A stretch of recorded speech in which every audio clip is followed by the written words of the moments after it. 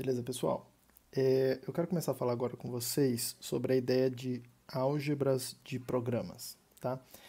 Que é uma ideia que a gente vai começar a utilizar, é bastante comum em programação funcional, inclusive, tá? Porque essa ideia de álgebra de programa, ela permite duas coisas para a gente, né? Ela vai habilitar um tipo de raciocínio, duas habilidades novas para a gente. A primeira delas é conseguir resolver equações, tá?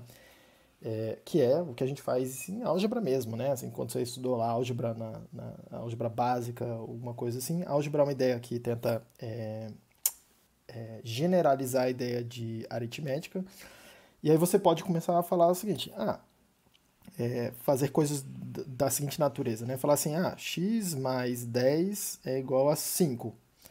E se perguntar, quanto que é o valor desse x? Tá? Então, o que você está tentando fazer é resolver equações, tá? Essa é uma primeira coisa que a gente vai querer fazer agora, só que a gente quer resolver equações que envolvem os nossos programas. A gente já vem fazendo isso, querendo ou não, tá? Quando a gente prova vários teoremas aqui que eu mostrei para vocês, o que eu estou provando lá são equações, né? Uma coisa, um programa escrito numa forma é igual a um outro programa escrito de uma outra forma.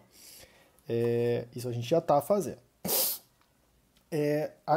A segunda coisa que essa ideia de álgebra de programa vai habilitar para nós é a gente conseguir abstrair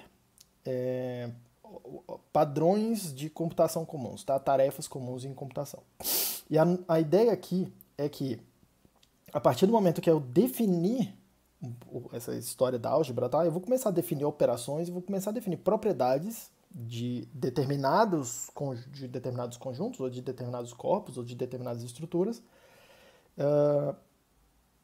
E o que a gente vai fazer é exigir ou provar teoremas em cima dessas estruturas. Tá?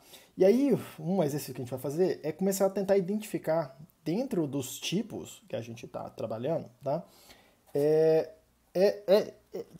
Quais desses tipos eu consigo implementar determinadas propriedades ou não, tá? Porque uma coisa que vai acontecer é a gente vai começar a fazer funções que são extremamente genéricas aqui, tá? Elas funcionam para muitos e muitos casos, são altamente polimórficas, e a única coisa que a gente vai precisar fazer olha, assim, em algumas funções, tá? Ela vai falar para mim, olha, se você construir um tipo e me entregar uma função, se você conseguir produzir isso, e a função tem determinadas propriedades, eu te entrego várias outras funções úteis aqui, tá? E é isso que essa história de álgebra de programas vai começar a habilitar para a gente. É isso que a gente vai começar a procurar, essas funções altamente genéricas, né? Eu queria começar então com a ideia do que é uma álgebra, tá? Tentar sistematizar um pouco melhor a ideia de o que é uma álgebra, porque várias construções elas partem dessa ideia inicial e a gente vai colocando coisas em cima, a gente vai construindo, colocando como se fosse um grande castelo de cartas, onde eu faço um primeiro nível, depois eu faço um segundo e faço um terceiro. Só que se eu não entender muito, se eu não for entendendo, tá, essa estrutura para ir construindo ela, rapidamente você perde noção do que está acontecendo, tá? Porque vocês vão ver que as coisas elas começam a ficar um pouco escondidas, tá? Então, a ideia de álgebra ela se baseia em duas construções básicas, tá? A primeira é a ideia de um conjunto. E um conjunto, tá, é uma coleção de objetos, e a gente chama esses objetos de elementos, né? É bem comum, inclusive, a gente representar conjuntos de alguma forma gráfica assim, tá? Um conjunto, sei lá, vou chamar de conjunto C aqui, de conjunto, tá? Que tem os elementos C1, C2, C3 e assim por diante, tá? O que é essa história dos conjuntos aqui, já trazendo para a nossa realidade de programação funcional, tá? A gente vai pensar nos tipos, tá? Como esses conjuntos, ok? De novo, um tipo não é sinônimo de conjunto. Um tipo é um conjunto com uma estrutura adicional, tá? Mas ele tem em comum essa ideia do conjunto que olha, um conjunto tem uma coleção de elementos. Tem alguns elementos que pertencem àquele conjunto. E tem essa ideia de pertencimento. Um tipo tem elementos que pertencem àquele tipo, tá? Então, nesse aspecto, eles são comuns e a gente vai aproveitar essa mesma ideia. Uma coisa a perceber nos conjuntos Assim, eu não quero ficar falando muito em termos de conjuntos, que realmente quero aproveitar a noção intuitiva que vocês já têm, que vocês estudaram no ensino básico. Mas uma ideia de conjunto, tá? Que vocês têm que perceber nos conjuntos é o seguinte: ele não tem estrutura, ele não tem uma forma. Tá? Lembra daquela minha analogia de formas geométricas mesmo, tá? E as formas, elas definem alguma coisa, elas comunicam alguma coisa para mim, tá? Um quadrado não é um círculo. O conjunto, a primeira coisa que você tem que ter noção é um negócio que não tem estrutura, ele não tem forma, tá? Eu gosto de pensar, inclusive, quando eu penso assim na minha cabeça, fazendo aquela analogia, eu penso no conjunto como se fosse uma meleca, assim, tá? Por isso que eu desenho, inclusive, eu não desenho uma bolinha bonitinha e tal, eu desenho um negócio assim meio sem uma forma definida, tá? E o que vai trazer estrutura para dentro dos conjuntos são o que a gente vai chamar de operações binárias. Operações binárias, tá? A ideia básica é combinar conjuntos com operações. E essas operações, as propriedades dessas operações é que vão me dando diferentes estruturas, tá? Determinadas propriedades vão formar um quadrado, determinadas propriedades vão formar um círculo, e assim por diante. Tá? E o que é uma operação binária, então? Tá? Porque a ideia básica aqui da operação binária ela já tem que ter uma propriedade, que é o seguinte. Tá? A ideia da operação binária fala o seguinte: olha, se eu tenho dois elementos, C1, C2, e eu pegar esses dois caras e combiná-los por meio de uma operação. Por que eu vou usar esse símbolo, mas pode ser qualquer operação, tá? Assim, a princípio, vocês vão ver que várias coisas satisfazem essa propriedade que eu vou exigir. Mas desde que eu tenha uma operação que serve para pegar dois elementos desse conjunto C e produzir um novo elemento dentro desse mesmo conjunto, tá? É esse tipo de operação binária que eu estou interessado, tá? São operações que me permitem construir novos elementos. Essa propriedade aqui de o domínio dessa minha operação maisinho aí, é o mesmo conjunto que é onde está o meu contradomínio, que é onde moram os elementos de saída dessa função, tá? Essa propriedade aí, a gente vai dizer que toda operação que respeita isso é uma operação fechada, tá? Ela é fechada dentro desse conjunto C. Ela quer dizer, ela pega dois elementos e mapeia esses dois elementos em algum outro elemento desse mesmo conjunto C, tá? Então a ideia básica é essa, tá? Eu vou partir a ideia de que eu tenho um conjunto de elementos e eu consigo definir uma operação básica que tem essa seguinte característica: pega dois elementos desse conjunto e a saída dela necessariamente produz um elemento desse mesmo conjunto, tá? Vindo aqui para o mundo de programação em Haskell, tá? Essa operação mais, o que eu estou dizendo para você, é que eu vou querer exigir que ela tenha tipo C para C para C. Nesse exemplo aqui, entender nesse conjunto C como um tipo que tem elementos, tá? Então é isso que eu estou exigindo, tá? Repare que eu não estou exigindo nada além disso, dessa assinatura de função. Repare que aqui eu estou excluindo várias funções da jogada, tá? Mas ainda assim é muito, muito genérico. Você pode pensar em muitas funções diferentes, para vários tipos diferentes, que para um mesmo tipo. Você pode pensar em várias funções que têm essa assinatura, tá? Essa estrutura algébrica aqui, tá? Que assim, talvez seja a estrutura mais básica, mais elementar, e a gente vai dizer que é a estrutura mais fraca, no sentido de que o conjunto de requisitos não exclui muitos tipos. É fácil, mesmo um tipo fraquinho, ele consegue ir lá e falar: ah, não, eu tenho essa operação binária aqui, e fazer parte desse timezinho aqui, tá? Mas essa estrutura a gente dá um nome, que é um nome, inclusive, matemático, que não vai me interessar muito aqui, que a gente chama isso aqui de magma, tá? Ou um nome que eu gosto um pouco mais é o nome grupoide, beleza? Então eu parto dessa ideia, tá? A partir disso, o que eu quero fazer agora é falar o seguinte: beleza, eu não quero qualquer operação binária, eu quero operação binária que tem essa assinatura e eu quero que ela faça alguma outra coisa, tá? Ou eu quero que essa operação combinada com algum elemento do meu conjunto tem um determinado comportamento. E é isso que a gente vai começar a construir a partir de agora. Começar a colocar restrições. Olha, eu não estou interessado mais em qualquer operação binária. Eu quero operações binárias com uma coisa a mais, tá? Tem duas álgebras básicas aqui que são extremamente comuns de vocês encontrarem aqui em Haskell, tá? A delas é o que eu vou chamar de semigrupo, que também é um nome que vem da matemática. E ela fala o que é o semigrupo, tá?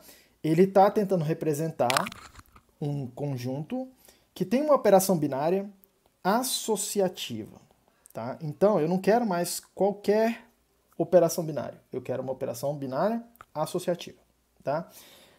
Eu vou dar um nome para essa operação binária dentro desse semigrupo, que vai ser exatamente o nome que a gente vai usar aqui no código, tá? Inclusive, já passando aqui para, entre aspas, código, né? Eu vou capturar essa ideia, eu vou modelar isso na minha linguagem usando classes de tipos, tá? Que é aquela ideia de ter um contrato, de falar assim, olha, todo tipo que quiser fazer parte desse grupinho precisa implementar essas funções. E aí eu vou capturando essas funções ou esses requisitos em cima dessas classes, tá? Essa classe semigrupo, arredondando ela aqui, simplificando um pouco a definição dela, tá? Ela vai ser alguma coisa assim. Classe semigrupo, um tipo azinho qualquer, onde... E a operação que eu preciso, que eu exijo que ela faça, é essa operação que eu dou que eu nem dou o nome aqui para ela, tá? A gente nota ela desse jeito aqui. É uma operação que é tipo um triângulozinho, né? É aqueles colchetes triangulares, tá? E a assinatura dela precisa ser azinho para azinho para azinho, porque ela tem que ser uma operação fechada, tá? E eu exijo que ela seja associativa. Ou seja, eu exijo que azinho combinar, tá? Dois elementos, A e B, e depois combinar isso, o resultado disso com o elemento C, tem que ser igual a fazer um elemento A combinado com o resultado de combinar B e C, tá? A ordem dos parênteses não importa. É isso que eu estou exigindo aqui, tá? Aqui a gente começa uma limitação da linguagem de Haskell, pelo menos por enquanto, que não vai ser uma limitação muito grave, mas seria bastante interessante se a linguagem um dia chegasse a conseguir resolver esse problema, que é o seguinte: eu não consigo comunicar dentro aqui da classe, tá, esse requisito. Porque se eu conseguisse fazer isso, o compilador conseguiria checar para mim se a minha implementação satisfaz a propriedade que eu estou exigindo, de associatividade, tá? Mas por enquanto eu não consigo. O sistema de tipos de Haskell não é suficientemente poderoso ainda. Pode ser que um dia chegue lá, não sei, tá? Mas ele não é suficientemente poderoso ainda para eu ter alguma construção na linguagem para dizer, para comunicar esses requisitos em cima dessas funções que eu estou exigindo, tá? Então, verificar isso daqui é uma tarefa do programador. E a gente parte do pressuposto de que se você implementou, se você construiu um tipo aí, definiu o seu tipo qualquer aí arbitrário, e você implementou essa classe semigrupo, a gente está partindo do pressuposto, tá, de que você garantiu que essa operação é associativa para o seu tipo específico, tá? Deixa eu dar um exemplo para vocês, um exemplo inclusive não trivial de uma classe bastante útil que implementa essa classe semigrupo, tá? O exemplo é esse tipo aqui, que eu vou chamar de non-empty. Non-empty. Que é um tipo que vai modelar, que vai restringir as listas. É uma lista, tá? Só que eu vou eliminar a possibilidade de eu construir a lista vazia. Então, eu vou garantir, é uma lista, esse non-empty, é uma lista de azinhos, tá? E eu vou garantir que sempre que aparecer esse non-empty, é uma lista, e é uma lista que não está vazia. Sempre tem, no mínimo, um elemento lá dentro. Tá? E aí, como é que eu faço isso? E a construção aqui vai aparecer uma construção um pouquinho diferente, mas nada mais tá, do que fazer alguma coisa do tipo assim, o cons, o a e non-empty de azinho, tá? Que é o que a gente fazia lá na lista, só que na lista eu incluí um outro construtor que era o new, que era o correspondente à lista vazia, tá? Esses caras aqui a gente pode construir símbolos, em vez de chamar de cons, tá? O cons da lista, lembrando, o cons da lista normal, a gente usava esse símbolo aqui, né? O dois pontos, tá? E para a lista vazia, que era o new, a gente usava esse símbolo aqui dos colchetezinhos. A gente pode construir isso também, a gente não precisa ficar com esses nomes aqui, tá?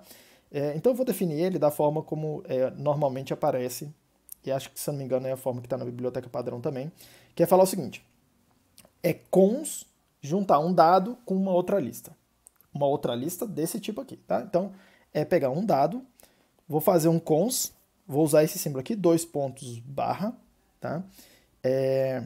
E vou colocar dentro dele aqui uma lista que obrigatoriamente uma lista que não está vazia, tá? Repara lá, é uma lista com um elemento azinho.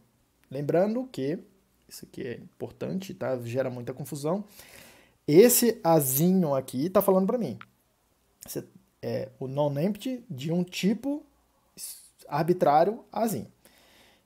Esse azinho do lado de cá é um elemento do tipo azinho. Tá? E esse azinho que está aqui também. Tudo bem? Então, exemplos de, um exemplo de um valor desse tipo aí, né? Eu posso vir aqui e construir vou chamar a lista aqui de L1, que é uma lista não vazia. Uma lista que tem um elemento, tá? Um elemento 1.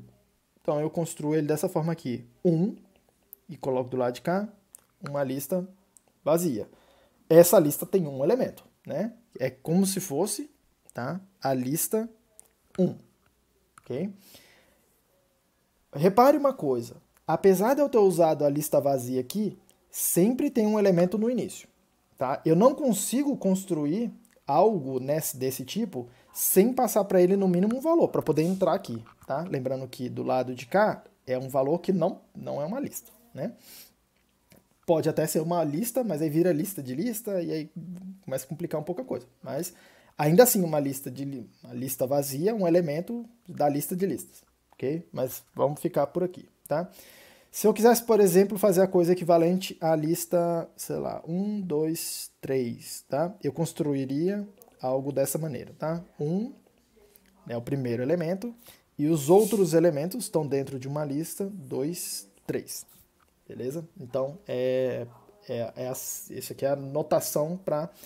É uma forma de construir um tipo que não permite você construir listas vazias, tá? Porque na hora que eu tento construir a lista vazia, ele me obriga a passar também um valor e ele... É como se eu estivesse sempre colocando lá dentro de uma lista um valor no mínimo, tá? Da mesma forma que a lista vazia... A lista... Tá? Tinha uma operação que era concatenação de listas, tá?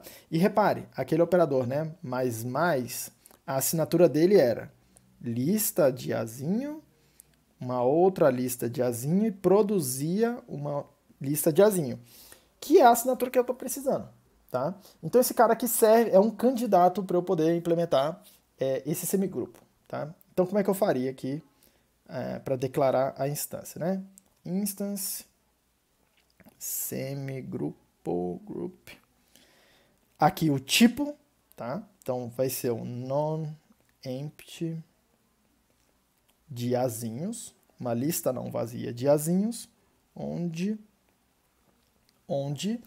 e aí eu preciso definir como é que funciona esse operador, tá? Esse operador, de um lado de cá, ele recebe um x desse tipo aqui, do lado de cá ele recebe um y desse tipo, tá? E eu vou fazer com pattern matching, só tem um padrão para eu poder buscar, tá? Então, do lado esquerdo vai ter alguma coisa que é a, 2 pontos barra, uma lista que eu vou chamar de AS, a operação que estou tentando definir.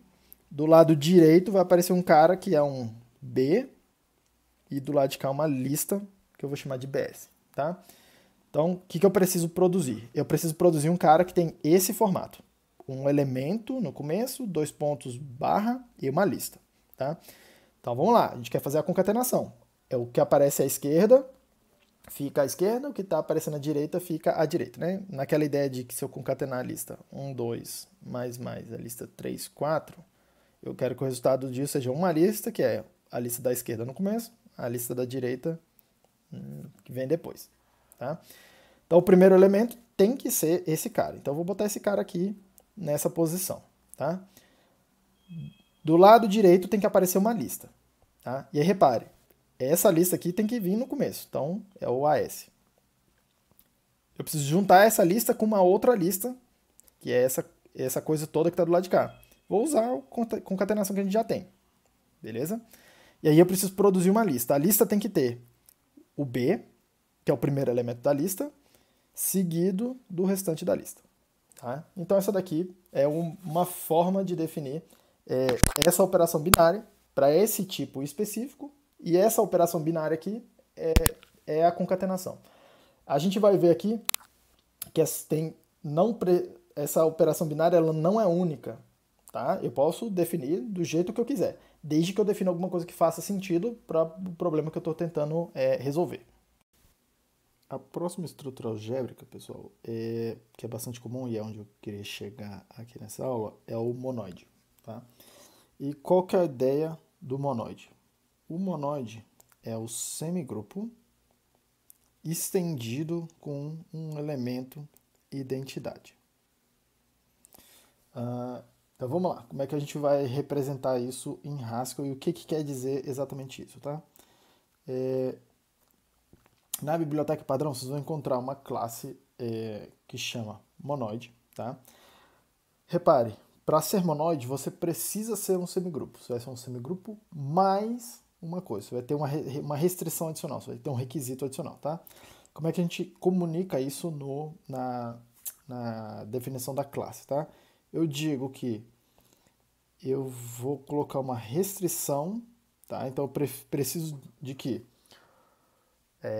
a partir de um tipo A, eu vou chamar de A, não, vou chamar de um tipo M, esse M tem que implementar a classe semigrupo, tá? Que é a da operação associativa. A partir dessa informação eu consigo construir um monoide M. M é o tipo, tá? Que eu estou implementando, onde eu vou definir três coisas, tá? Três construções aqui. Eu vou colocar três coisas no meu contrato, tá? A primeira delas é a operação. A operação vai ser a mesma operação do semigrupo, só que aqui ela vai mudar de nome, tá?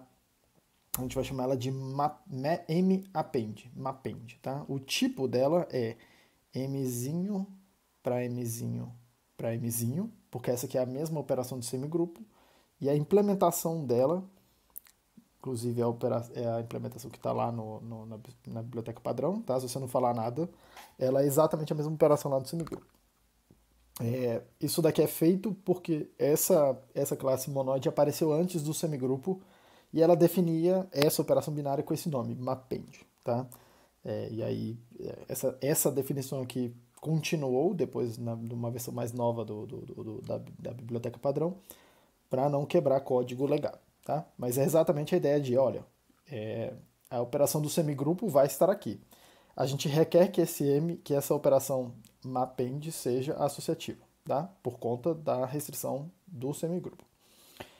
Eu vou adicionar a identidade. É um elemento que a gente vai chamar de mEmpty. Tá? É o nome clássico também que apareceu lá na biblioteca. E o tipo tem que ser mzinho. É escolher um elemento lá do tipo mzinho, tá? Tal que ele seja uma identidade. Vou escrever a equação aqui do lado já já. E tem uma terceira operação que a gente chama de mconcat, né? Concat do monoide, que vai ter o tipo lista de mzinho para mzinho. E tem uma implementação padrão também, que é mconcat, vai ser folder com a operação mAppend, é a função que a gente vai passar para o folder, e o caso base vai ser mEmpty. tá? Inclusive, a gente já viu isso aqui acontecendo numa aula passada. A gente requeria uma operação associativa e um elemento neutro para um determinado teorema que envolvia a fusão, a gente chama de lei do contador, que envolvia folds, né? Era uma reescrita de fold com concat. A gente precisava de que a operação que a gente estava usando no folder fosse uma operação associativa e que tivesse uma identidade, tá? Então, é muito parecido com aquela restrição, tá? As leis, esse aqui é as leis, né, que a gente precisa seguir, tá? A primeira delas é a da associatividade, que é o requisito para ser um semigrupo, eu não vou repetir aqui. A segunda é a lei da identidade, né? O que é esse elemento identidade, tá? Ele tem que satisfazer duas equações. Um elemento x qualquer. Quando eu uso a minha operação aí, o mapend, né? Com o tal elemento identidade, essa operação não altera o dado x, tá? E a mesma coisa se o meu elemento neutro, o meu elemento identidade, aparecer do lado esquerdo da operação, tá? Ele é uma identidade, é como se fosse um zero, né? E eu quero discutir aqui vários exemplos, porque tem muitos exemplos de monoides, tá? Vocês podem pensar em muitos exemplos. Eu quero começar aqui falando dos que são, eu não vou chamar exatamente de triviais, mas eles são razoavelmente fáceis de perceber, tá? O primeiro deles é a lista. A lista tem um monoide bem claro, tá? É uma lista normal, tá? Uma lista que tem o elemento vazio, a coisa toda. E a instância dessa monoide da lista, né? Ele vai ser implementado da seguinte forma. A instância monoide da lista de Azinho. Repare que eu parto do pressuposto de que eu já tenho o semigrupo, tá? Então, se eu já tenho o semigrupo, só preciso dizer qual é o elemento neutro. É o mempt, né? Nesse caso aqui, deixa eu botar um comentário aqui, tá? Lembrando que esse mempt, esse elemento, tem que ser um elemento do tipo lista de azinhos, ok? E ele tem que ser um elemento neutro, tá? Então, aqui no caso da lista, eu vou definir ele como sendo a lista vazia, tá? Eu não mostrei quando eu falei do semigrupo, mas a instância semigrupo da lista de azinhos, que é para definir qual é a operação binária associativa dele, tá? É a própria concatenação, que tem tudo que a gente precisa, tá? É bem fácil de ver, inclusive eu já comentei isso aqui em alguma outra aula passada. Só que uma coisa que eu queria ir para o próximo exemplo aqui, tá? Próximo exemplo, números inteiros. Números inteiros, eles também têm um monoide, só que aí aqui a coisa começa a ficar ligeiramente mais interessante, inclusive para estressar algumas construções aqui em Haskell, especificamente em Haskell, tá? Números inteiros em particular, eles têm várias instâncias monoides diferentes, tá? Eu quero citar no mínimo 4, tá? Mas eu vou mostrar aqui duas delas e vocês olham na nota de aula depois as outras duas, como é que são a implementação, tá? Mas você pode pensar o seguinte, números inteiros com uma representação finita, tá? Tipo, um número inteiro que vai de, sei lá, menos x, menos não sei quantos, não sei que número, até mais um outro número bem grandão lá, um inteiro de 64 bits, por exemplo, tá? Ele tem um máximo, ele tem o maior número de todos e tem um menor número de todos, né? Tem um limite superior e um limite inferior, tá? Eu posso pensar aqui, olha, a operação de soma de números inteiros é uma operação associativa e ela tem um elemento neutro que é o zero. Então eu posso formar um monoide com isso aqui, tá? Com essa operação e esse elemento neutro. Agora, se eu fizer multiplicação de dois números, que é uma operação associativa, e usar o 1 como identidade, vai funcionar também, tá? Então repare, eu consigo construir mais de um monoide, tá? Se eu usar a operação max, que é uma operação binária também, tá? Eu entrego para o max dois números e ele seleciona o maior dos dois números, tá? Essa operação é associativa, vocês podem se convencer disso, e tem uma constante definida em Haskell que chama max bound, tá? Aliás, não é essa que eu quero, não, é o min bound, né?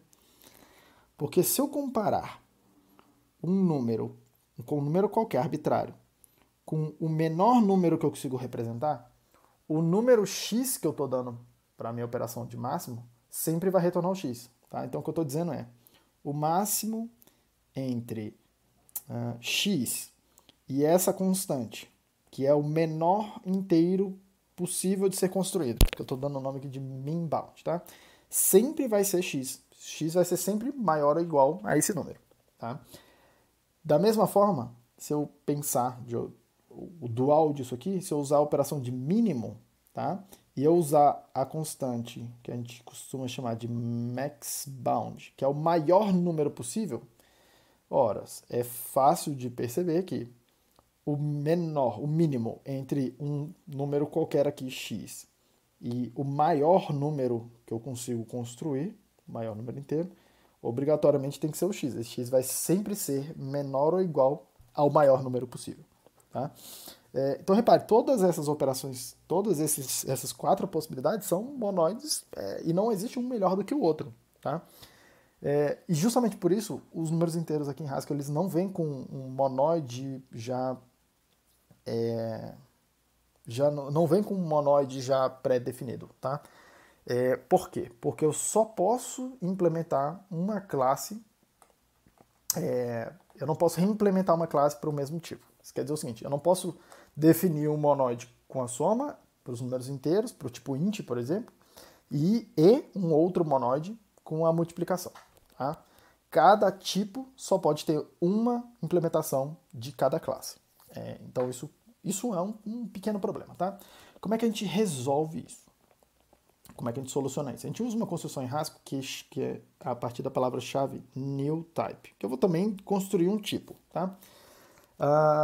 E aqui a semântica dele é muito parecida, a sintaxe é muito parecida com a palavra-chave reservada data, tá? Então, por exemplo, quero definir o monoide que usa a multiplicação como uma operação binária e o 1 como o elemento neutro, tá? Então eu vou criar um tipo novo, que eu vou chamar de product. É um produto de Azinho, tá? E aí eu vou colocar isso, construir, né, um construtor aqui para ela, vou definir um construtor para ela e vou simplesmente encapsular um dado Azinho dentro desse tipo product, tá? Qual que é a diferença de fazer new type e de fazer data, que seria o que a gente faria, tá? Faria habitualmente. A diferença é o seguinte, sempre que esse data, tá? Essa construção data aqui, quando você constrói o valor de um tipo que você definiu usando a variável, essa palavra-chave reservada data, junto da informação mesmo que você está carregando lá no seu tipo, tá? Nesse caso aqui, junto do valor Azinho, o compilador ele vai juntar uma tag para você poder... ele sempre vai colocar esse nomezinho aqui, product, junto, tá? Ele sempre vai colocar uma informação a mais. Então, meio que você gasta algum espaço adicional para representar esse dado, que não é muito, isso é quase irrelevante, mas tem um certo overhead do compilador ficar sempre montando e desmontando esse dado, tá? Então tem um certo overhead de acesso, a coisa fica um pouquinho mais lenta, que não é exatamente um overhead muito grande, tá? Mas, dependendo da quantidade de operações que você tem que fazer de montar e desmontar, e às vezes a gente está usando estruturas muito grandes, isso pode ser um problema assim, tá? Qual que é a diferença então desse new type, tá? A gente redefine esse tipo, um tipo qualquer Azinho, a gente dá um outro nome para ele, tá? Então eu poderia, por exemplo, tá, definir um tipo aqui específico, né, um product int, tá? E quando eu faço ele com new type, ele é internamente a mesma representação do inteiro, tá? A única coisa que vai acontecer, esse encapsulamento aqui do product, é para o type checker, para o sistema de tipos, conseguir ficar feliz e falar assim, beleza, o product int é uma coisa diferente do int. Mas na hora de gerar o código de máquina mesmo, não tem diferença, tá? O compilador vai jogar esse product fora e vai fazer o que tiver que fazer como se fosse um int. Não tem nenhum overhead em tempo de execução, tá? Dito isso, então, como é que eu defino as instâncias, tá?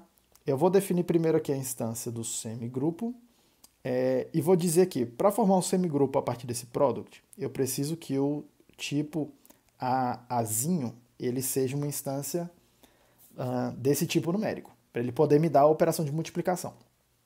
Senão, eu não posso garantir que o tipo azinho ali, que a princípio é qualquer tipo, ele vai me dar essa multiplicação, a operação que eu estou procurando. Por exemplo, nada me impede, tá, de definir alguma coisa do tipo product bool, por exemplo, que não tem uma multiplicação, ou um char, ou outro tipo qualquer. Tá?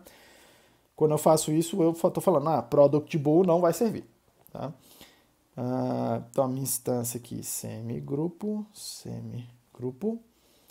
grupo, o nome do meu tipo é product de azinho, onde a minha operação binária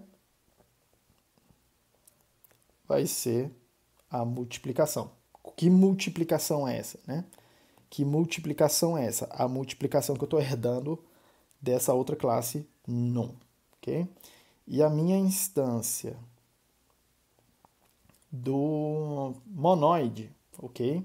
Eu preciso também dessa restrição do tipo numérico para eu poder pegar a constante 1, senão poderia ser qualquer tipo, e bool, por exemplo, não tem um valor 1, tá? Então eu preciso restringir para tipos que tenham este valor, e todos os numéricos vão ter esse valor. Monoide, o nome do meu tipo, product, azinho, onde eu preciso definir aqui o meu elemento neutro, que a gente chama de mempty, 1, ok? E é bastante comum você explicitamente, vocês vão ver isso, apesar de não ser necessário, tá? Vocês vão ver alguém reiterando que a operação binária é aquela operação que você definiu ali atrás. Tudo bem? E aí, para que serve isso? Essencialmente, o que a gente vai estar fazendo é falar que quando eu fizer 1 e a operação binária 2, né, o mapend 1 com 2, tá? Isso aqui é a mesma coisa de fazer 1 vezes 2, 3, ok? Uai, professor, mas aí você só está complicando uma coisa que é simples. Tá? Por que você não escreve aí a multiplicação? Tá? Porque aqui eu estou dando um exemplo para vocês, e o que a gente vai fazer em algum momento é definir funções, não em termos dessa operação, mas operações que funcionam sempre que eu encontrar essa operação binária de mapend. Tá? E aí isso vai sempre servir, independente do tipo que eu estiver trabalhando, de qual é a operação específica.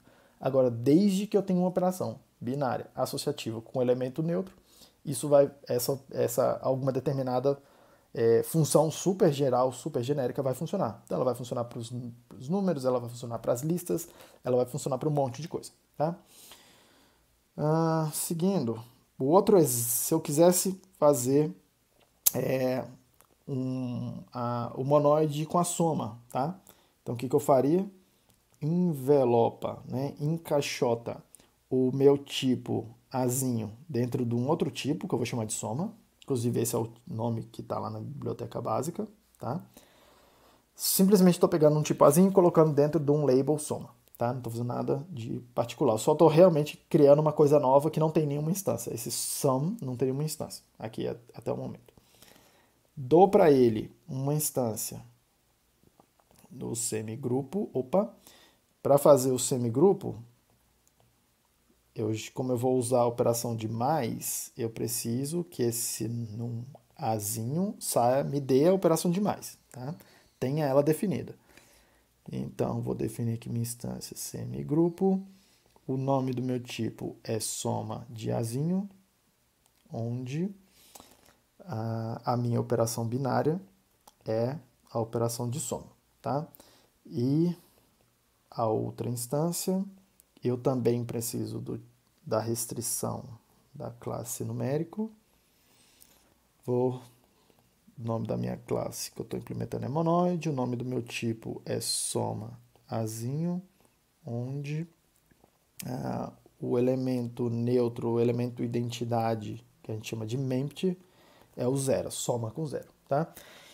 Então, quando eu faço algo do tipo, né, soma de 1, soma de 2, isso aqui, o resultado disso é igual a soma de 1 mais 2, que é 3.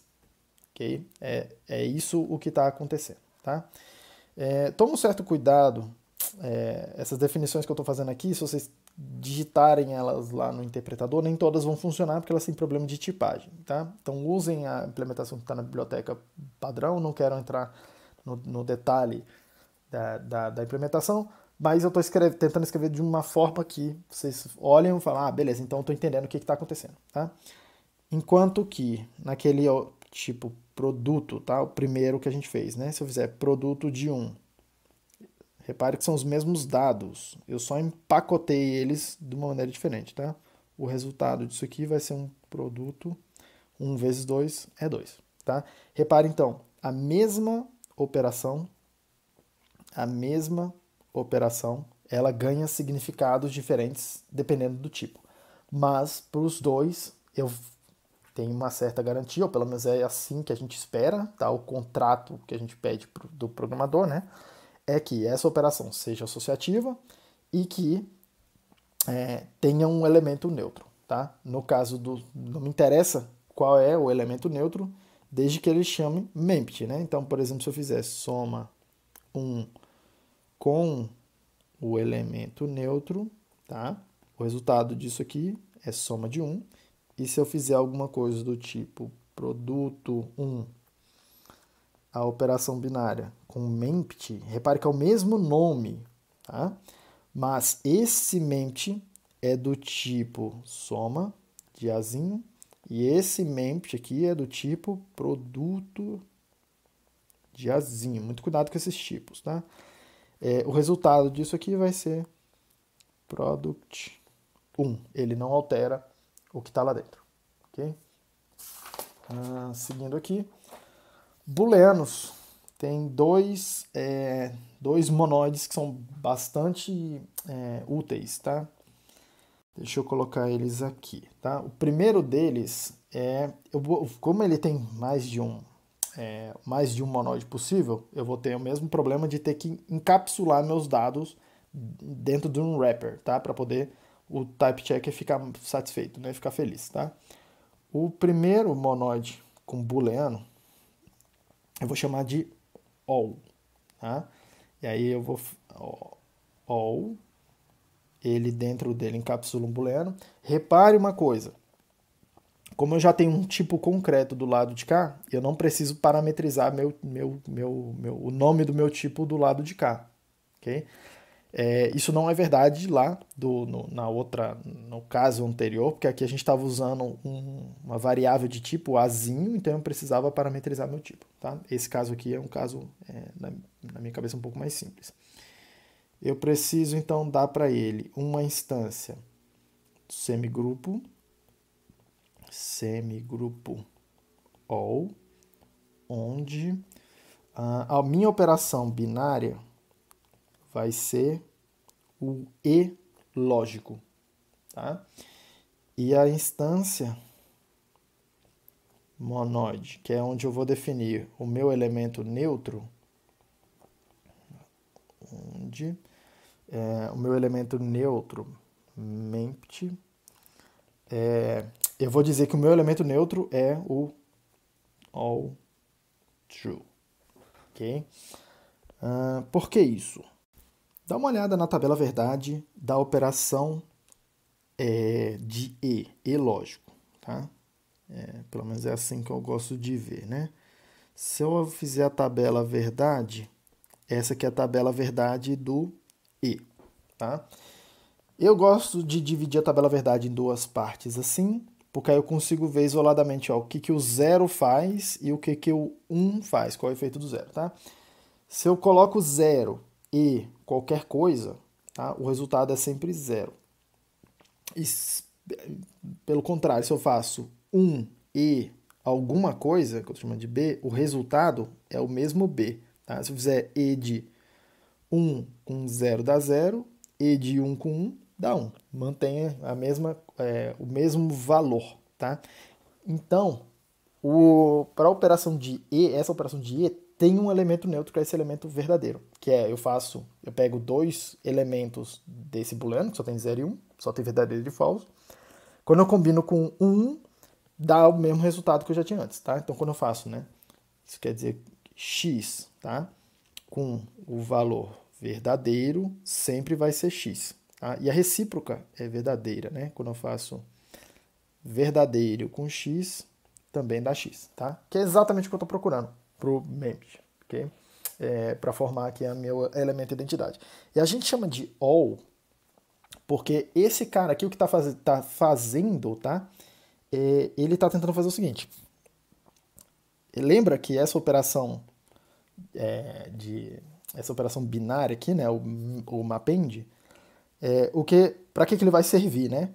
Para eu poder escrever coisas do tipo x com y com z com, sei lá, azinho e blá blá blá blá, blá, tá?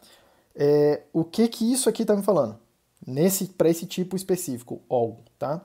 Isso aqui vai ser verdadeiro quando todos esses valores aqui, x, y, z, a e tal, todas as variáveis forem verdadeiras, que é o que o e faz, tá? Então ele tem uma semântica interessante, tá? Eu consigo codificar no sistema de tipos essa coisa de, cara, me dá uma operação que testa se todos os parâmetros que eu passar aqui são verdadeiros, por exemplo, tá? E aí eu encapsulo isso no sistema de tipos com uma operação que é a mesma operação, que parece com a soma, que parece com a multiplicação, que parece com concatenação, tá? Tem muitas coisas em comum. Por outro lado, se eu tenho um monoide com e, é bem provável que eu tenha um monoide com ou, tá? E sim, é possível implementar, a gente chama de any, né, que é qualquer. Eu vou encapsular dessa forma aqui o meu tipo. Eu vou renomear o meu tipo booleano para esse outro tipo nbool. Eu vou dar para ele uma instância semigrupo de n, onde a minha operação binária vai ser a operação de ou lógico, tá? E a minha instância monoide, onde eu vou definir o elemento neutro desse tipo n, vai ser empty, vai ser n, lembrando que esse é o construtor do meu tipo, ele tem que ter esse formato, tá? N falso, porque se eu olhar a tabela verdade, deixa eu botar de outra cor aqui, se eu olhar a tabela verdade da operação de ou, tá? A tabela verdade dela é assim. E aí se eu olhar e fizer a mesma análise, eu percebo que ou de zero com qualquer coisa é essa coisa. Tá? Se eu fizer ou de zero com um valor qualquer, eu tenho o mesmo valor qualquer. Tá? Que é exatamente a propriedade que eu estou procurando para esse MEMPT. E aí vocês podem se convencer também, todo mundo que estudou sistemas digitais, lógica proposicional, viu que se convenceu de que o ou é uma operação associativa. Tá? O maybe, tá? O tipo maybe é um tipo interessante também. Tá? Ele tem várias instâncias de monoide. Tem pelo menos 3 instâncias interessantes e a gente usa. Tá? Eu já usei as 3 instâncias em projetos de verdade. Tá? A primeira instância, a gente encapsula esse tipo maybe num tipo que a gente chama de first. First A. E aí eu vou criar uma coisa que é um first maybe A. Eu estou aqui renomeando esse tipo, tá? Como é que fica a operação binária, né? A instância do semigrupo. Semigrupo first A. Isso aqui é o nome do meu tipo, onde A minha operação binária eu vou definir ela da seguinte maneira, tá? First, de nothing, de nada. Se eu juntar isso com um elemento bzinho, vai ser o próprio bzinho. E se eu fizer do lado esquerdo aqui azinho com qualquer coisa, vai ser o azinho, tá? Então, qual que é a ideia aqui? Tá? Qual que é a ideia? O que tá aparecendo? Esse semigrupo aqui está tentando fazer, né? Se eu tenho uma cadeia de operações, tá? X mapend com Y, mapend com Z, mapend com um monte de coisa. O que essa operação está fazendo é o resultado disso aqui será o primeiro elemento destes que não seja nothing. Tá? Então, por exemplo, imagina que esse cara aqui, o valor mesmo dele lá, tá? Na cadeia. Calculei, deu nothing. Eu calculei esse aqui, deu nothing. Eu calculei esse aqui, deu, sei lá, first, alguma coisa aqui, diferente de nothing, tá? Que o próximo da cadeia deu nothing de novo, e assim sucessivamente, tá? E assim por diante. O resultado disso aqui vai ser pegar o primeiro cara que aparece na cadeia que não é nothing, tá? É isso que essa operação está tentando fazer, tá? A instância do monoide, onde eu vou declarar o meu elemento neutro, tá? Claramente, pelo exemplo aqui que eu passei aqui para vocês, tá? O elemento neutro vai ser o próprio nothing, né? Então a gente declara isso da seguinte maneira: é o first nothing, tá? E aí eu estou dizendo que fazer um número qualquer aí, um valor qualquer, juntar ele, né? Operar ele, somar ele, entre aspas, com esse valor específico nothing, tá? Ele não altera o valor que eu dei para ele. E essa é a mesma coisa se esse first nothing aparecer do lado esquerdo da operação binária, tá? Para que serve isso aqui? Você tem uma cadeia de operações, tem um monte de operações, só que só te interessa a primeira delas que não falhou, por exemplo, tá? Só te interessa pegar a primeira que não falhou. Tranquilo? Pode acontecer, você tá em algum cenário que você fala, vou disparar várias coisas em paralelo, várias operações aqui, e a primeira que não falhar, eu vou pegar e vou usar. Ok? Lado, já que eu posso querer pegar a primeira, tá? É interessante a gente pensar, cara, se eu tentar pegar a última, também consigo formar um monoide? Tá?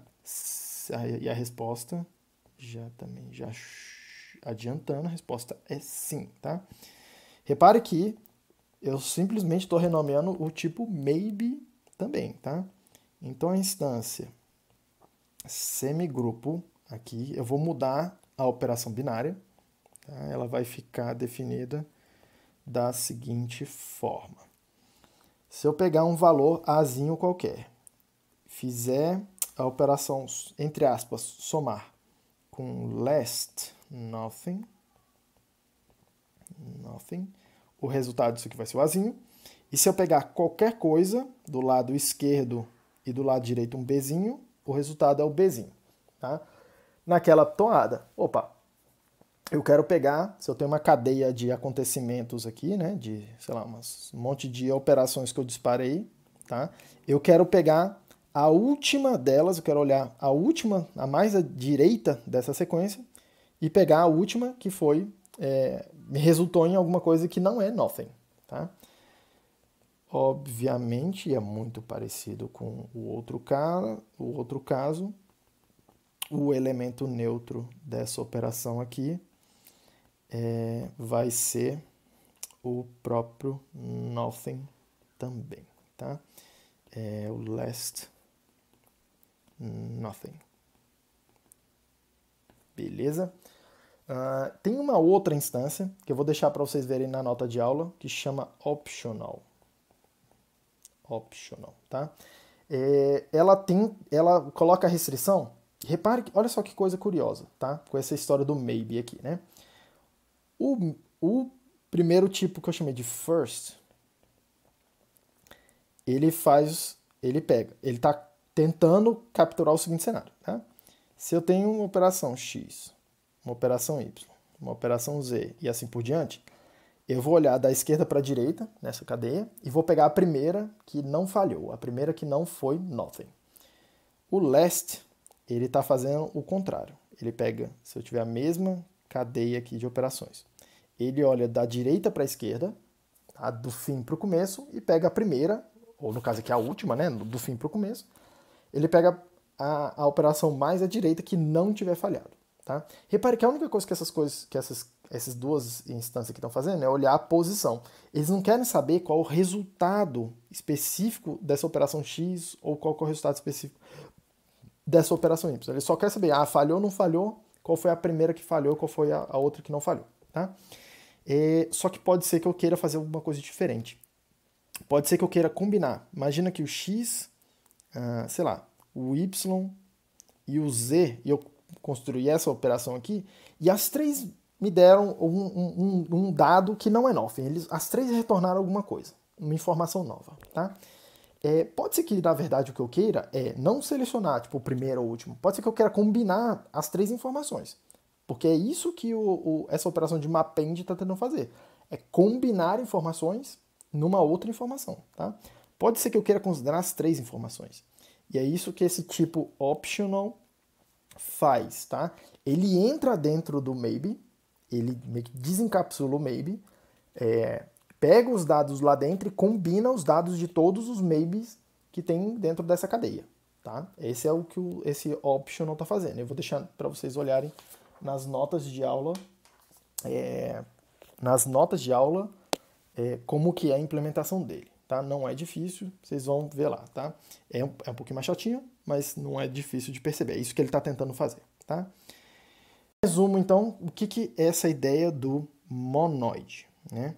Por que isso aqui acaba sendo tão importante, tá? Primeira coisa que é a história do monoid, na minha cabeça tem dois pontos-chave, tá? A primeira delas é perceber que aquela história de associatividade, tá? Eu fazer essa equação aqui ser verdadeira, né? Que é o que a gente requer, quando a gente está falando de monoide, ela implica para mim o seguinte, cara, não importa a ordem com que eu calculei esses resultados x, y, z, tá?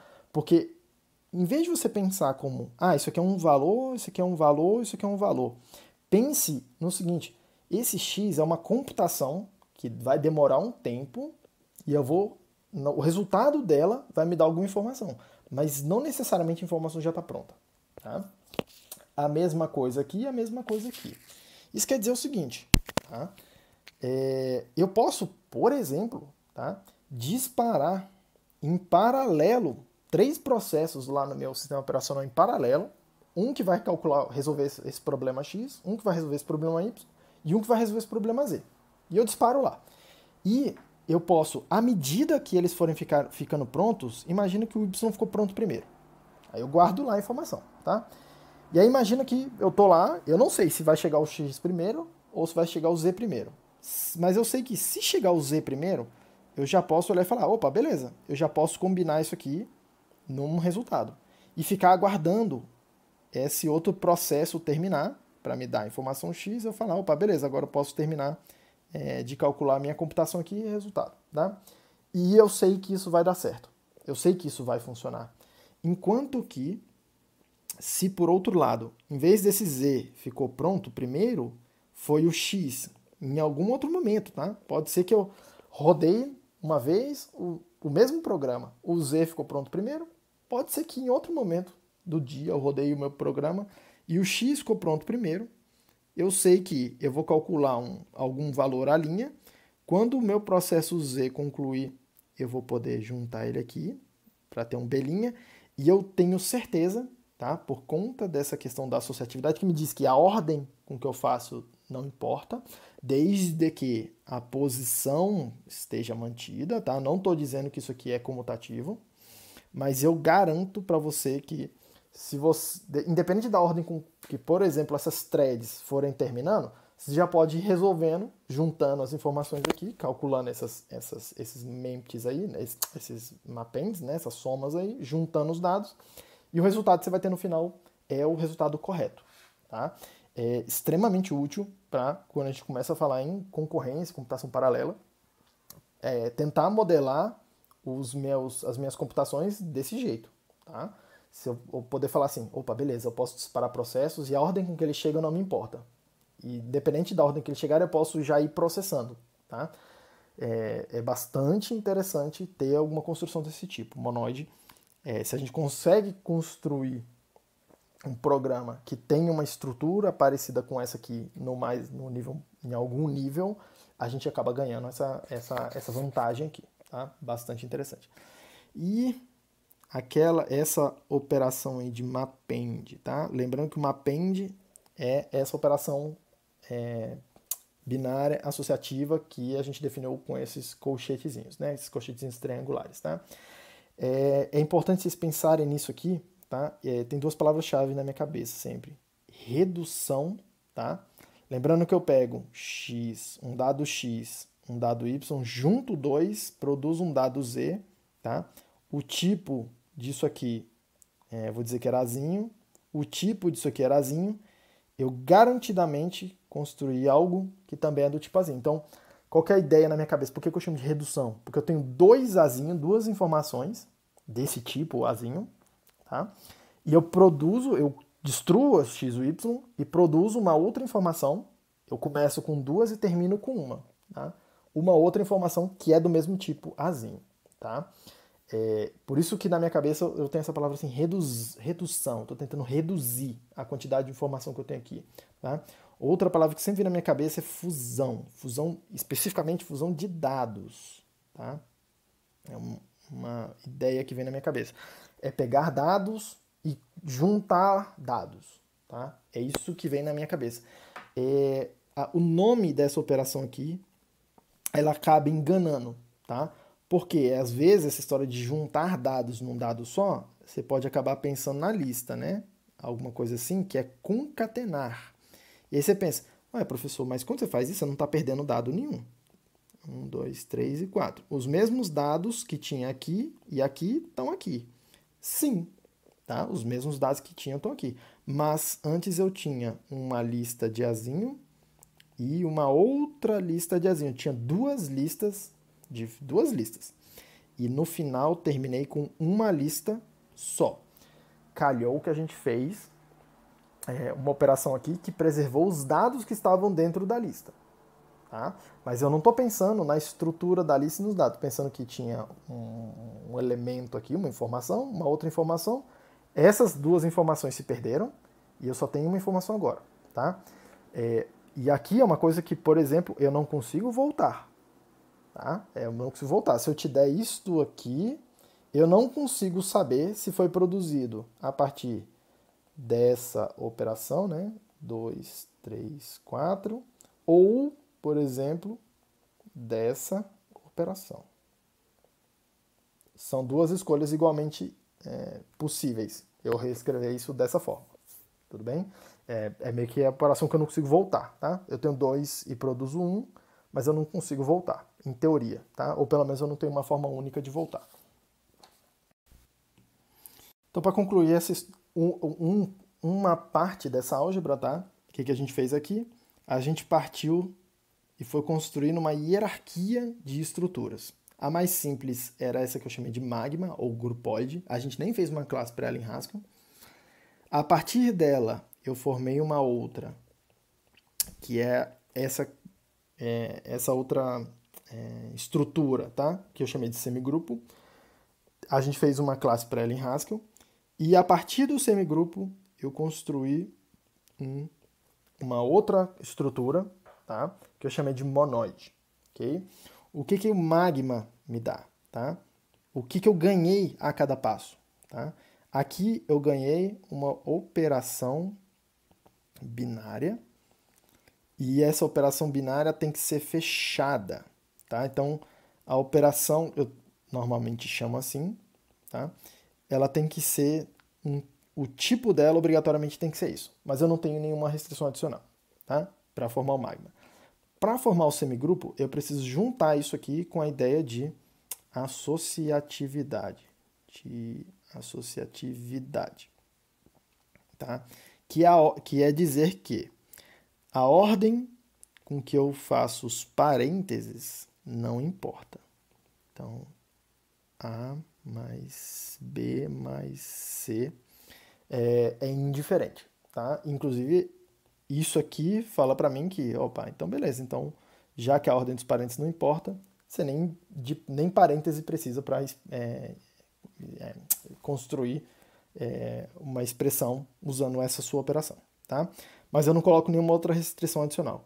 Quando eu venho aqui e construo a ideia do monoide, o que eu estou fazendo é juntar a operação binária fechada, associativa, juntar com a ideia de que tem um elemento identidade dentro do meu conjunto onde eu comecei a brincadeira, tá? E a ideia da identidade é falar que existe um elemento que eu vou chamar aqui de zero, tá? Onde 0 mais x é x e x mais 0 é o próprio x, tá? Essa propriedade a gente chama de identidade à esquerda e essa daqui é identidade à direita, tá? Eu vou requerer, para formar um monoide, que a minha identidade seja tanto à esquerda quanto à direita. Não serve se ela for só de um lado. É uma questão mais forte, tá? Várias estruturas são monoides, mas uma coisa que eu gostaria que vocês percebessem aqui também, tá? É que à medida que eu vou andando para cá, eu vou colocando mais restrições. Então fica mais difícil encontrar um tipo, encontrar uma estrutura, um tipo específico, tá? Com uma operação específica que satisfaça esses três requisitos. Uma operação binária fechada, com associatividade e com identidade, tá? Então, por exemplo, eu mostrei para vocês vários exemplos de monóide. Todos os monóides são semigrupos. Por definição, se eu consigo construir um monóide, é porque eu preciso construir um semigrupo primeiro. Mas, por exemplo, eu mostrei para vocês aquele tipo non-empty, tá? De listas que nunca estão vazias. Eu defini lá uma concatenação, tá? Uma operação que era associativa, mas eu não consigo definir um monóide a partir dele. Eu não tenho nada que seja razoável, tá? Para falar assim, beleza, nessa associação, esse elemento aqui, ó, ele nunca altera a minha lista, tá? Porque eu estava fazendo concatenação e o elemento neutro da concatenação é a lista vazia. Nesse cara aqui, eu não tenho uma lista vazia para poder fazer essa construção, tá? Então, é um exemplo de que, e é isso que eu gostaria que vocês percebessem, tá? Tem mais elementos, tem mais tipos que conseguem implementar o semigrupo do que tipos que conseguem implementar monoide, tá? Tem mais semigrupos do que monoides, os que você pode inventar, ok?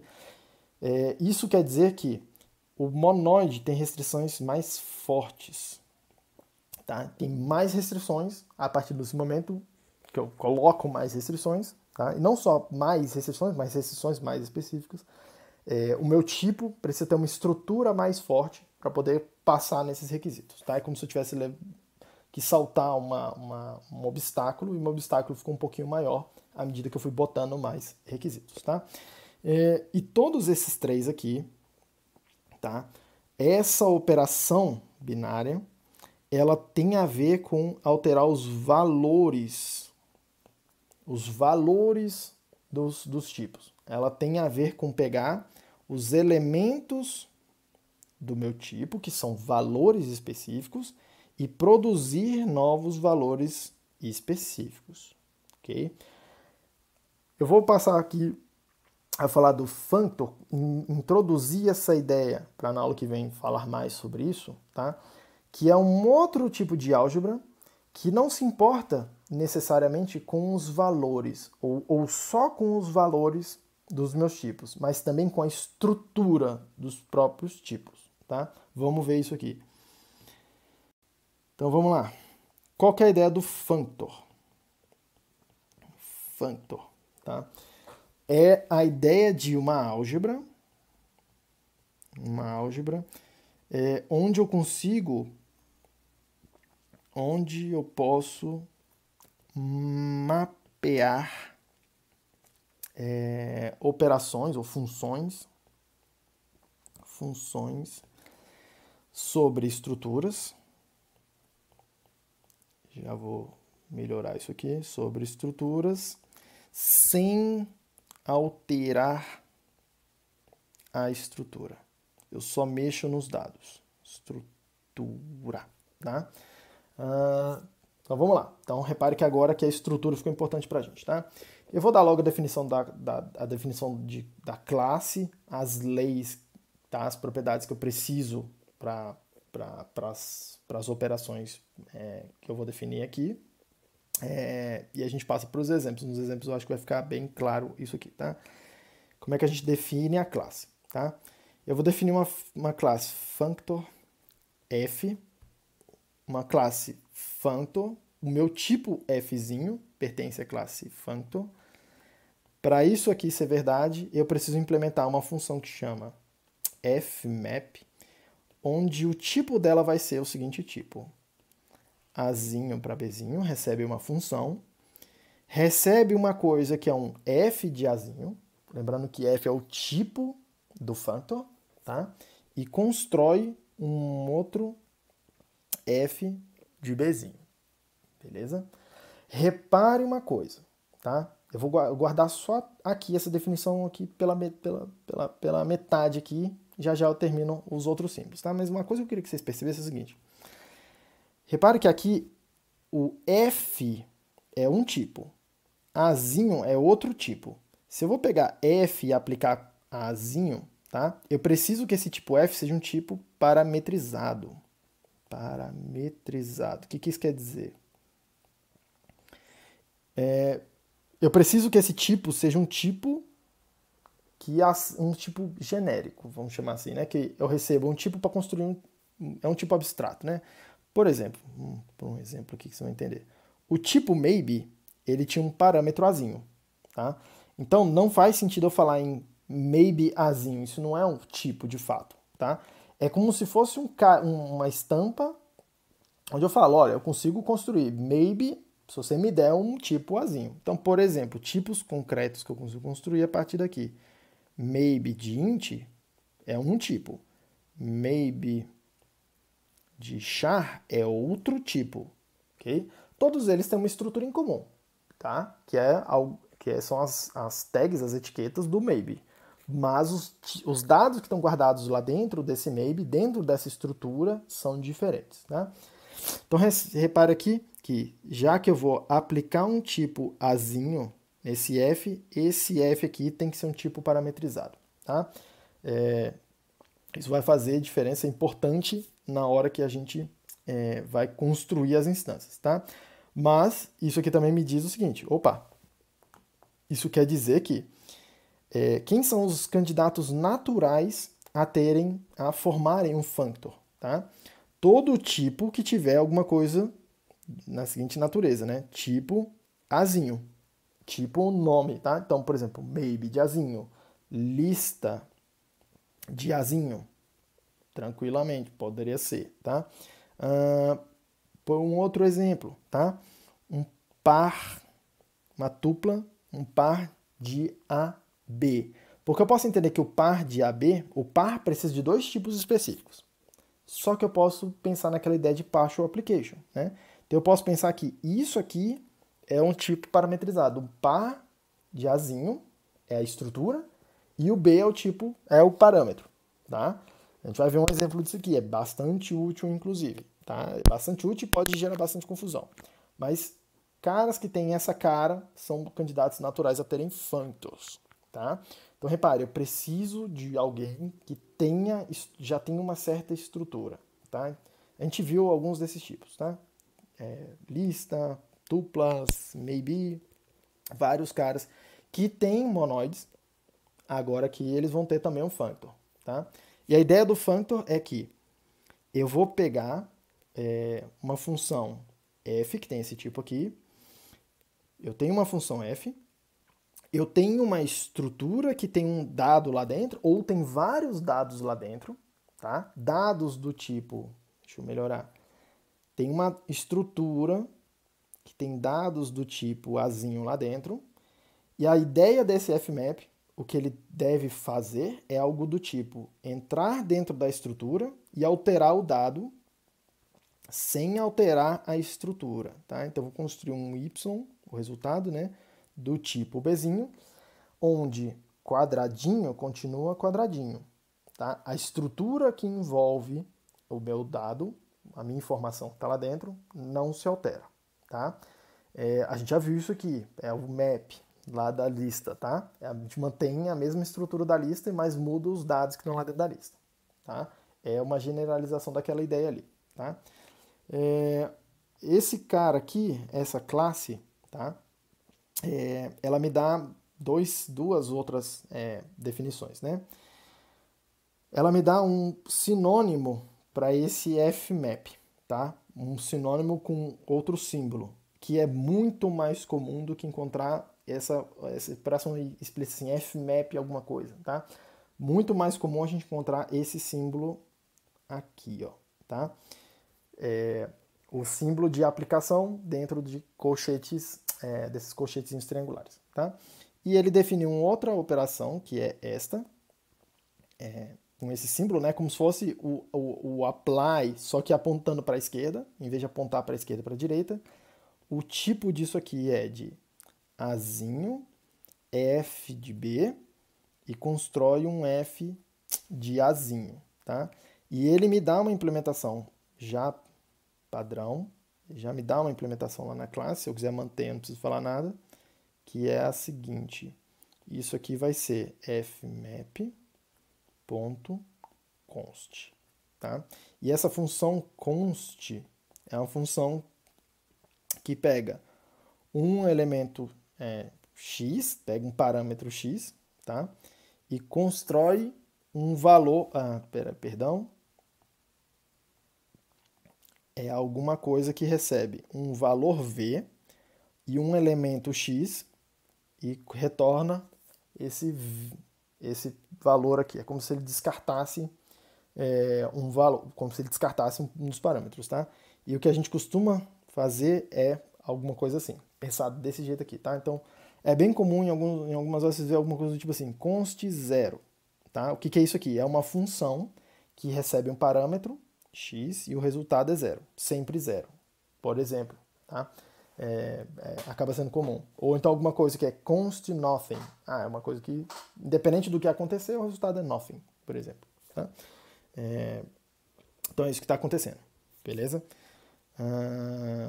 Então, beleza. Vamos ver exemplos do functor aqui acontecendo. Exemplos antes de ver exemplos, vamos ver as leis do functor, tá? Eu quero exigir duas propriedades do functor, tá? A primeira delas a gente chama de identidade. É uma identidade diferente do que a gente viu no monoide, tá? Ela fala o seguinte: se eu fizer fmap de id da função que não faz nada, entre aspas, né? Isso aqui tem que ser igual a fazer só id, tá? Afinal, o id é a função que não altera os dados, beleza? O fmap é uma coisa que pega uma estrutura com dados dentro e aplica para cada dado a função, nesse caso aqui, id, tá? Sem alterar a estrutura. Então, se eu pego uma estrutura, o resultado tem a mesma estrutura. A função lá dentro tinha valores. E a função não alterou os valores, se eu tinha uma caixa com coisas aqui dentro, o resultado de fazer fmap id é a mesma caixa com as mesmas coisas dentro. Essa que é a ideia, eu não vou mexer, tá? É fazer a identidade desse jeito. E é isso que a gente vai chamar de identidade aqui. A segunda lei que a gente vai precisar, a gente vai chamar aqui lei de composição do functor. E ela vai falar para mim o seguinte, tá? Se eu fizer fmap e mapear uma função g, depois eu pegar o resultado disso, mapear uma função f, pegar uma estrutura, mapear uma função g lá dentro, aplicar todos os dados que estão lá dentro, pegar o resultado disso, que é uma estrutura e uma estrutura também, aplicar f a todos os dados lá dentro. Isso aqui tem que ser a mesma coisa de fazer fmap, f, depois de g, tá? Em vez de fazer em duas passadas, fazer em uma passada só, usando a combinação de funções, tá? De novo, eu não consigo colocar essas restrições para o sistema de tipos verificar. Então, o programador precisa verificar se a implementação que ele está fazendo, se a implementação que ele está construindo, se ela garante essas duas leis, tá? Só que eu vou afirmar aqui, sem prova, mas existe uma prova, tá? De que se você provar essa primeira propriedade aqui, você ganha a segunda propriedade de graça, tá? Tem um paper famoso chamado Theorems for Free, um autor chamado Philip Wadler, bastante famoso nessa pesquisa aqui de linguagens funcionais. Ele tem nesse paper aí, teoremas de graça, tá? Meio que a tradução do título. Ele prova isso aqui, tá? Que para qualquer functor, se você provar a lei da identidade, a lei da composição deriva diretamente da primeira, tá? Se a primeira for verdadeira, a segunda obrigatoriamente é verdadeira, você não precisa nem verificar, tá? Eu não vou fazer a prova aqui, foge um pouco do escopo da disciplina, tá? Já começa a ser um tópico bem avançado. Só vou afirmar que o segundo teorema é de graça. Vamos ver exemplos de functors, tá? Lembrando que functors é a ideia de eu tenho uma estrutura com dados dentro, tá? E eu consigo ir dentro da estrutura, jogar uma função para dentro da estrutura, tá? Então, por exemplo, maybe eu posso definir um functor para ele, tá? Posso definir ele da seguinte maneira: functor maybe. E aqui repare uma coisa, eu não estou dizendo aqui maybe de azinho, ok? Lembrando que o que aparece aqui tem que ser um tipo que recebe um parâmetro azinho, tá? Então eu não digo que é o maybe azinho, porque o maybe azinho já está pronto, já é o tipo inteiro. Aqui tem que ser alguma coisa que recebe um tipo para produzir outro tipo, tá? Como se fosse uma função no nível dos tipos. E a implementação dela vai ser o seguinte: fmap f, eu recebo a minha função f, se o dado que vier é um nothing, eu não tenho nada para fazer, eu retorno um nothing. Se por outro lado o fmap f receber um just, sei lá, x, tá? Receber um dado dentro do just, a coisa sensível a fazer é pegar a minha função f e calcular em cima desse parâmetro. Só que repare que eu tenho que retornar, o tipo de retorno aqui tem que ser um maybe, tá? Olha aqui, ó, tem que ser um maybe, né? Então o que eu vou fazer é colocar isso aqui, encapsular isso aqui de volta na estrutura, tá?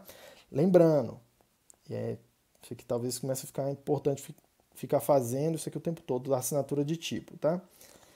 Pro functor maybe, a assinatura de tipo dele vai ser alguma coisa assim, com essa cara. Uma função de azinho para bzinho, um maybe azinho é o segundo parâmetro, que é esse cara aqui, ó, nothing e o just x. E a saída vai ser um maybe de bzinho, que é o que está acontecendo aqui, ó, nothing e o just f. Okay?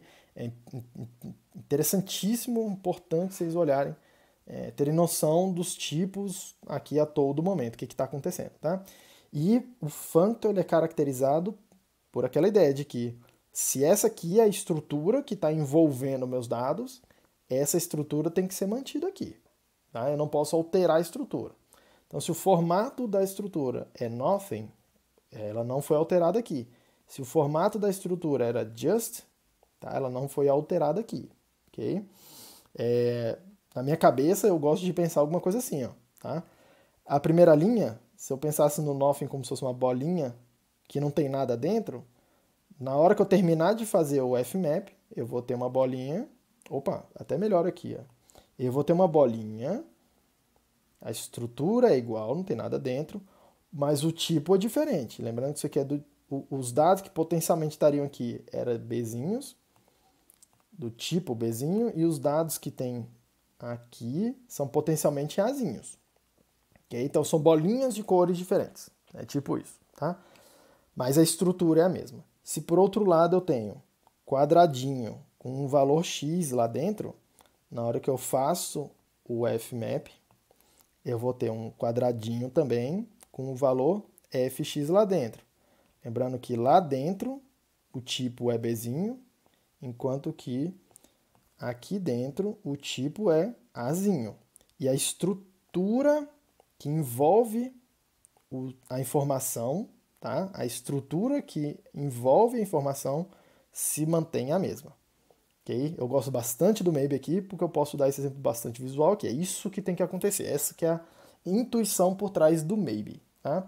Agora, uma coisa que essa explicação visual aqui, ela dá uma certa tendência, ou ela leva a... Tenho certeza que vocês vão levar vocês a pensarem que, beleza, então functors são como se fossem containers, né? Como se fossem caixas que têm divisórias dentro, potencialmente. No caso do maybe não tem nenhuma divisória, mas uma lista que tem vários elementos, é como se fosse uma caixa com várias divisórias, tá? Tem outras estruturas que eu posso botar várias informações dentro, mas você passa a pensar assim, cara, isso aqui é uma caixa, isso aqui é tipo um container, tá? E você pode pensar nisso, que vários functors são de fato containers, nessa ideia aqui, tipo uma caixinha que eu boto alguma coisa dentro. Mas na aula que vem, eu vou guardar para a aula que vem, tem alguns functors, tá? Bastante úteis, inclusive, que eles não têm essa cara de caixa, tá? Ou pelo menos é muito difícil de olhar e falar e aceitar que eles seriam caixas desse tipo, tá? Então eu vou pedir para tomar um certo cuidado na hora de pensar que functor é uma caixa, um invólucro, um envelope que você coloca informações dentro, tá? É alguma coisa, na verdade, que estrutura dados, tá? Eu estou tentando deixar a coisa construída dessa forma. Tem dados lá dentro. Você vai acessar os dados que estão lá dentro, mas esses dados estão envelopados, estão dentro de uma estrutura. Essa estrutura pode ser uma coisa surpreendente, tá? Seguindo, outro exemplo de functor bastante útil, a gente já viu, tá? São as listas, né? Lista se eu for escrever a instância functor da lista, eu vou passar o tipo lista. De novo, eu não passo nenhum parâmetro aqui dentro, esse tipo tem que estar parametrizado, ok? E o fmap aqui é trivial, né? O fmap é a própria função map que a gente já viu. E o que esse map faz? Eu te dou uma lista que tem elementos aqui dentro, tá? Eu te dou uma função f, e aqui a gente vai aplicar essa função f para cada elemento da lista, para ter uma nova lista com esses elementos transformados um a um, tá? Por que eu estou dizendo que eu preservo a estrutura nesse caso? Porque o primeiro elemento vai ser mapeado na primeira posição aqui também da lista de saída. O segundo elemento vai servir para construir o segundo elemento. E assim sucessivamente. Então eu não altero a ordem e nem a quantidade de elementos. Não tem nenhum elemento aqui que vai olhar e falar assim, esse elemento aqui vai sumir, ele não vai aparecer na lista da saída. Não, isso não vai acontecer. Tá? O functor ele preserva a estrutura. Ele preserva a estrutura que está lá e só altera os dados. Okay? Outro exemplo, um pouco mais interessante, no meu entender, esse aqui talvez demore um pouco mais de tempo para aceitá-lo. Tá? A tupla. Tá? A tupla tem esse tipo aqui, né? Azinho, Bzinho. É um par. Tá? Se eu fosse escrever isso aqui, definir lá inteira, né? Meu tipo para isso daqui, tá? Eu chamaria de data, pair, inclusive acho que eu fiz esse exemplo aqui no início do semestre.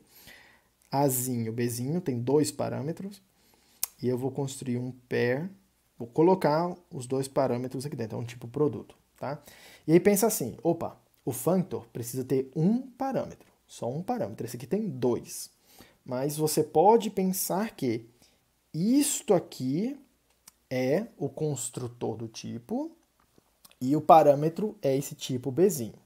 Isso implica, tá, que a estrutura é isso aqui, ó, pair A. O Azinho, os dados que vão estar lá dentro da tupla, tá, do tipo Azinho, eles não podem ser alterados pela sua função f, porque eles fazem parte da estrutura do dado quando a gente define o functor, tá?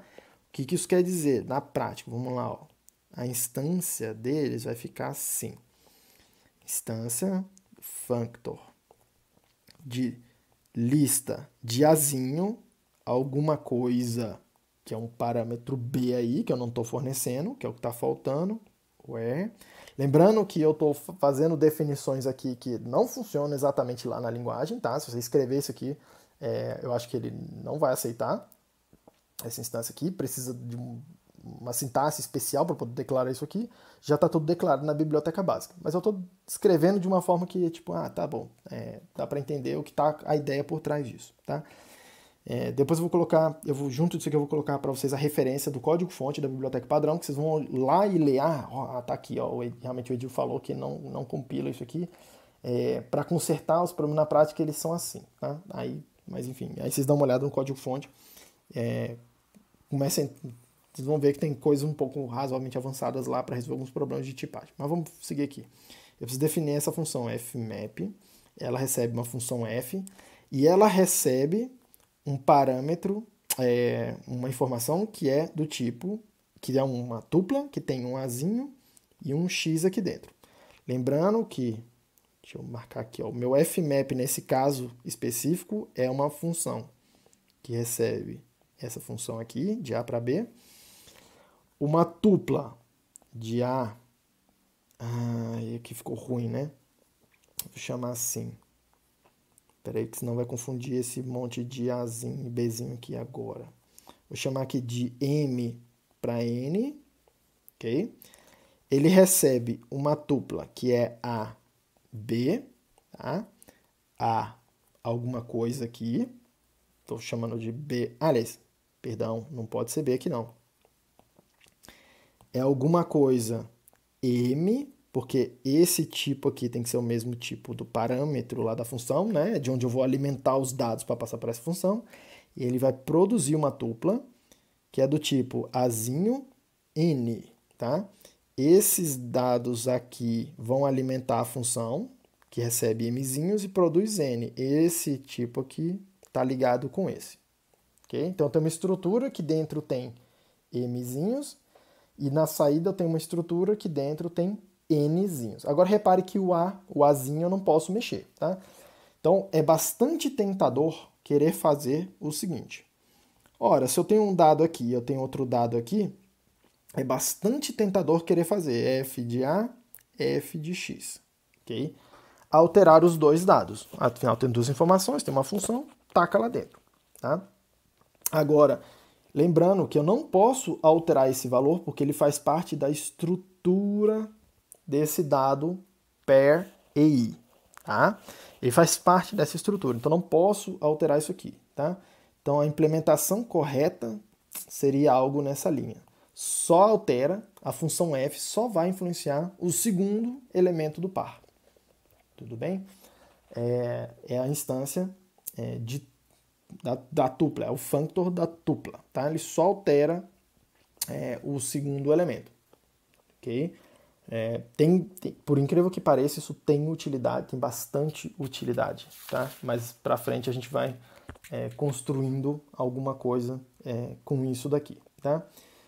Eu vou parar por aqui. Na aula que vem, que eu quero falar mais sobre o functor, quero exercitar algumas ideias sobre o functor, indo na ideia de reler essa função fmap. Mas eu quero entrar em mais detalhes na aula que vem. Mas olha só uma coisa curiosa desse tipo, dessa função fmap, tá?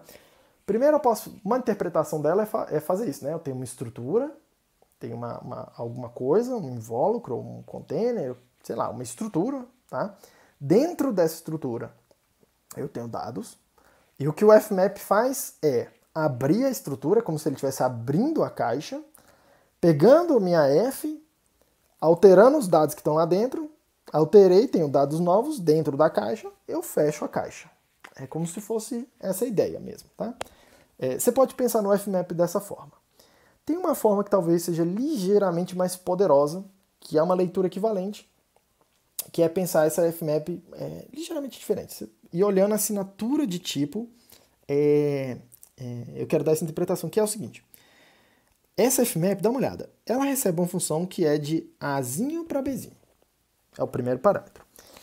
E ela produz, tá? Lembrando, pensando naquela ideia de partial application, tá? Ela produz uma coisa. Que coisa? Uma nova função, só que é uma função de f de Azinho para f de bzinho. Cara, olha só que coisa interessante. Eu tinha uma função que era de A para B, eu tenho uma função que é de A para B, só que é como se ela tivesse dentro do contexto, tá, do fzinho. Como se eu tivesse... literalmente, tá? A ideia de lifting. É como se eu tivesse um plano onde morasse essas minhas funções f aqui, f, g, tá? Um plano onde moram essas funções aqui. E é como se eu tivesse um outro plano, um outro mundinho, tá? Que é o mundinho, chama de f, mundinho do g aqui, tá? Dessa função g. E eu tenho um outro mundinho, que é o mundinho dos functors, é o mundinho dos dados estruturados, tá? Vou chamar assim, ó, fzinho, onde aqui eu faço g de a, e aí acontece uma coisa, tá? É o mundo dos dados normais, é o int, é o char, é o booleano. E aqui eu tenho um outro plano, como se fosse um plano mais alto, que é o plano desses mesmos valores, só que dentro de estruturas, de dados estruturados, tá? Onde eu não tenho A, eu tenho f de A. Então eu tenho coisas do tipo maybe de int. E aqui embaixo eu tenho int. Aqui em cima eu tenho alguma coisa que é lista de booleanos, onde aqui embaixo eu tenho booleanos, ok? E assim por diante. Aqui eu tenho uma coleção de tipos que só tem informações, só tem dados, vamos pensar assim. E aqui em cima eu tenho um outro mundinho que tem uma coleção de dados estruturados, os mesmos dados em coleções estruturadas, tá? E o que que esse fmap faz? Ela pega as minhas funções que trabalham com esses tipos aqui nesse mundinho desestruturados, ela pega funções que operam sobre dados desestruturados e adapta essas funções, ou lift, ou levanta essas funções, né? Promove essas funções para esse mundinho de dados estruturados, tá? Essa ideia aqui é extremamente poderosa. Olhar como se eu tivesse dois mundos. E aí começa a ficar um pouco mais claro para que serve o fmap. Serve para eu poder olhar e falar assim, cara, eu vou tentar ficar construindo um monte de funções, f, g, h e etc. Funções em dados simples, em casos particulares. São funções que operam sobre casos particulares ou sobre informações específicas. E eu vou poder, e eu tenho um caminho, que é fmap, que me leva, pega essas mesmas funções e promove elas para elas funcionarem sobre dados estruturados, tá? Coleções de dados que têm uma estrutura ao redor delas. Listas, vetores, streams, maybe, vários outros tipos, tá? Vários tipos vão ter functors, inclusive de alguns tipos bem estranhos, tá? E uma vez feito isso, ok, gente? Que é a coisa, que é o que eu quero estressar mais, a gente vai entrar em mais detalhes na aula que vem, que nada me impede de que os dados que estão aqui dentro das estruturas não sejam também estruturados. Então, nada me impede de pensar alguma coisa do tipo maybe de lista de booleano, por exemplo. Opa, isso aqui é uma coisa... Olha o que esse tipo está falando. Está falando que meu dado, tá? Que é um booleano, é um true ou false. Ele está dentro de uma caixa, que é a caixinha do maybe, dentro do contexto, dentro da estrutura do maybe. Dentro dessa estrutura, eu tenho aquela ideia de listas, né? Que é uma sequência, uma estrutura que modela uma sequência. E dentro de cada... Isso aqui é a lista, né? Lista. E dentro de cada elemento desse aqui, eu tenho true, falso e por aí vai. Tá? Dentro de cada caixinha, dentro da caixa grande, eu tenho, de fato, os meus dados do tipo booleano. Então, repare, nada me impede de falar assim, começar a colocar estruturas dentro de estruturas, dentro de estruturas e dentro de estruturas para formar uma estrutura bem complexa. Tá? E é isso aqui que o fmap vai me permitir. Ele vai me permitir justamente falar assim, cara, eu não preciso ficar tentando construir uma função complicada que opera em cima dessa estrutura super complicada e complexa, com várias camadas dentro dela, tá? Eu posso pensar em funções bastante, entre aspas, simples, tá? Que operam com casos particulares, que operam sem estruturas, e colocando ela para funcionar dentro das estruturas e encapsulando, tá? Como se fosse uma cebola mesmo, onde eu tenho lá no núcleo os dados e aí eu vou encapsulando ela com estrutura ao redor, tá? O FMAP vai começar a permitir a gente fazer isso, e acho que essa é a grande ideia do FMAP. Eu vou começar a aula que vem com um exemplo de dado que tem estrutura dentro de estrutura, várias camadas, tá, de estruturação, e a gente vai trabalhar com esse FMAP para olhar e falar, opa, tá bom, como é que eu aponto para determinados pontos dessa estrutura? Porque o FMAP vai permitir a gente fazer isso também. Ah, eu quero entrar lá no último nível. Beleza, a gente vai conseguir. Não, eu quero trabalhar no nível intermediário aqui, eu quero operar nesse miolo aqui. Não, tá tudo bom, o FMAP também vai permitir. O FMAP vai ser essa ideia do functor extremamente poderosa por isso, tá? Ela vai vai nos permitir navegar dentro de estruturas que são não necessariamente recursivas, mas estruturas complexas, estruturas dentro de estruturas, ok? Como hoje é quarta-feira, pessoal, então bom final de semana para vocês. Eu estou disponível no Teams para tirar dúvida da lista de exercícios. Tem alguns de vocês que estão bem ativos lá, tá tirando dúvida. Podem aproveitar. O meu intuito aqui é que vocês façam a lista, porque a lista é realmente exercícios de aplicação desses conceitos que eu estou passando aqui. As listas elas estão bem pouco teóricas e bastante práticas, tá? Realmente, programa tem esse problema aqui.